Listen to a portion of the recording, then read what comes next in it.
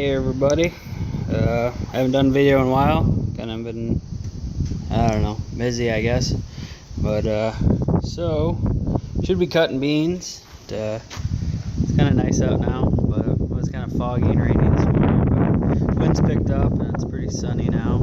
It's supposed to rain tonight, so anyway, I won't be cutting any beans today. Got a little issue I found. Today's Saturday.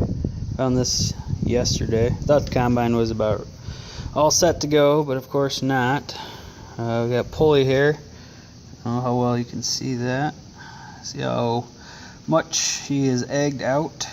The key was completely gone on it, and I heard a rattling. Thought it was a bearing. Changed the bearing on the other end of the shaft that this goes on. The bearing was bad, but when I started it back up, it was still making a heck of a racket. So I went over where these has two grooves here for belts. Basically, comes off the side of the motor and drives the shaft that runs the fan for the cooling on the combine, and then that little pulley is for the air conditioner. But as you can see, she is pretty much toast. So of course, this happened to be found on a Friday, so no parts. Called a dealer to inquire on a new one, $450. So decided I probably wouldn't go that route. So I called up a couple salvage yards and found a place that had a couple off used combines, scrap ones. So $180. Won't be here till probably Tuesday. But anyway, I figured I'd do a little video on the combine. I had a couple people ask about it. So let's see. It's a 750 Massey. It's a later style, or later model. It's got the gray cab. Probably early 80s. I haven't really looked up the serial number exactly to figure out the date. But that's the air conditioner. Don't think I'll be putting that back on. But yeah, I guess I can climb up there in a minute and show you what I had to do to get that belt off. But this is the head for it. It's not all the way hooked up, just sitting on there. Had to change a couple knives. It's a 9120 flex head. Well, Massey's version of a flex head. It's not a bad head, but yeah, just had to change a couple of knives, and I had a guard that was broke, grease it and whatnot. I replaced all the guides on the fingers there a year or so ago, and put a new cutter bar in it last year. That focuses. Still holding up pretty good, but yeah, so it's 20 foot and it's got pretty good flex. It is header height controlled from the combine. It's got the switch in there, so it will keep a certain height. Also, since it's been down, I ordered some the knives in here, stationary knives on the chopper. They were pretty much all wasted, so I got some of those from Shoop. Placed those this morning, but climb up here.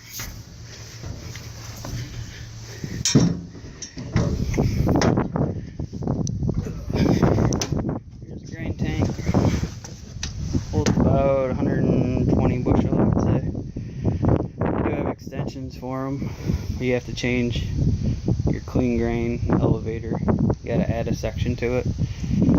I know where there's a scrap combine that I might be able to get them off. I don't know. But anyway,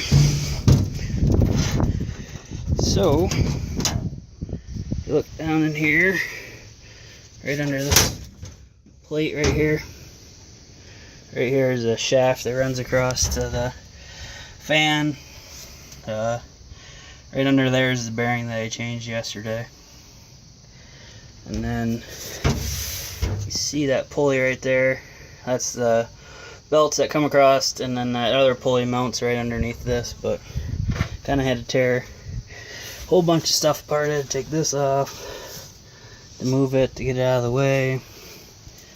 So yeah, bunch of bolts and stuff. Wasn't the easiest thing to take off. It looked easier when I started. I'll open this up. The beast of the motor. It's a Perkins 354.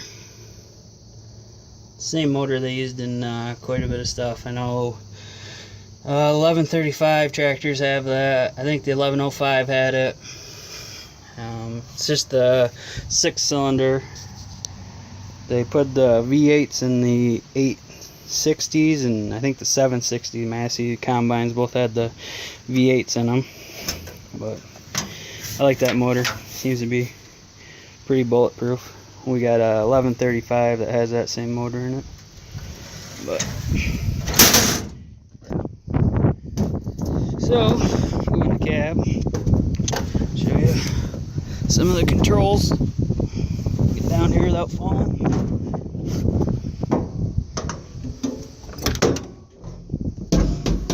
Ooh. Yeah, so here's the inside of the cab. Let's see where to start. So here, this button here is for your header height, hazards, blinkers, shut off, your lights. This right here is toggle switches for your header, turns it on and off. Yeah, your throttle.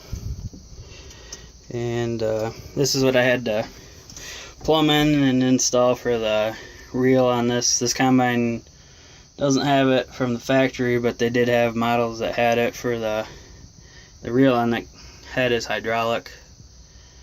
So I had to put this block in here with this lever and tap in a couple lines. You can adjust your reel speed. Let's see. This lever right here, this is your forward, reverse. And then what I like about it is it's got these toggles here on your thumb. And then this is for your head up and down. So everything's right here. You know, you don't have all this extra levers up here like they do on the John Deere's, like the 6600 and 7700s and the 20s. They all have that, which, I don't know, it can get kind of goofy. This is kind of ahead of its time. I mean, it's how all new combines are. Ours, everything's controlled on that. I mean, it's a lot, the new one's obviously a lot bigger and has more functions, but this one right here is for your it's for your reel. This is reel up and down, and this is for the speed. No, yeah, that would be for the speed if it was hooked up to it. Is that way? I don't remember now. I know that's up and down for your reel, but yeah, I guess that would be. I think it was on, because the head that came with it's over there. It's at 1859, and it was electric for your header speed.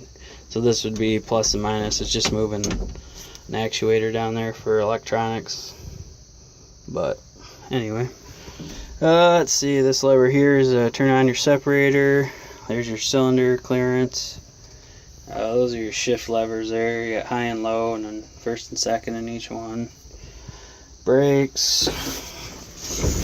Let's see. This lever here is your auger.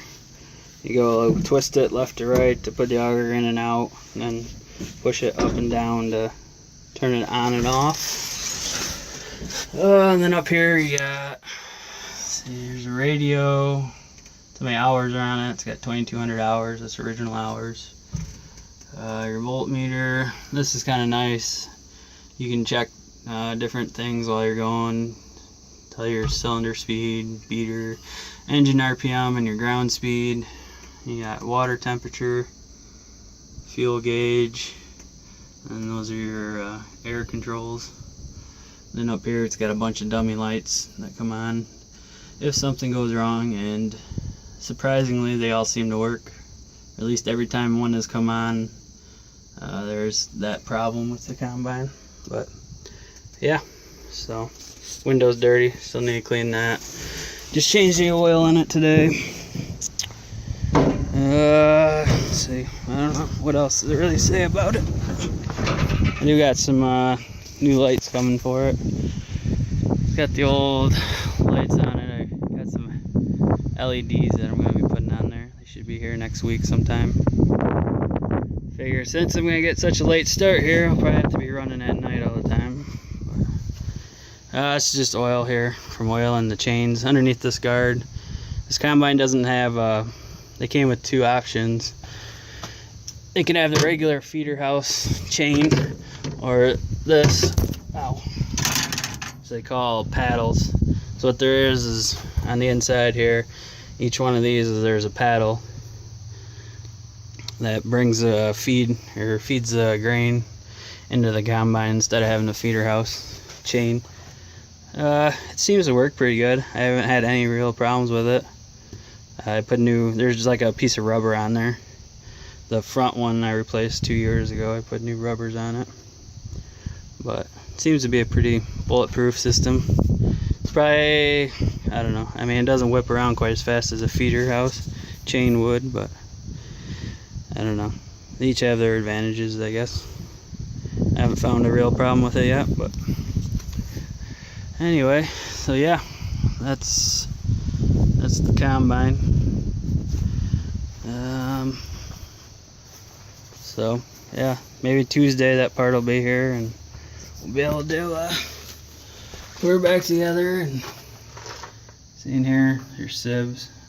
Still got some corn in there. I do need to get some new walkers for this. You can see the last bit of that walker right there, but it's just the last 4 inches on them, so it doesn't really matter that much. It still feeds out all the material quite well. But anyway, so yeah, that's the combine. If you guys have any questions on it, feel free to ask. I'll tell you what I know. But it's been a fairly good machine. Didn't cost much, so it's definitely paid for itself many times over. So yeah, here's the box here. This is where your header height control's at in there. There's just a little sensor in there that gets relayed from this and tells you what your how high you are or whatever. But so yeah, all right, well, I guess this video is getting pretty long, so appreciate it. Thanks for watching. Feel free to comment, subscribe if you want to. But yeah, hopefully next time you see this thing, it'll actually be doing some combining. So alright, everybody have a good day. See you later.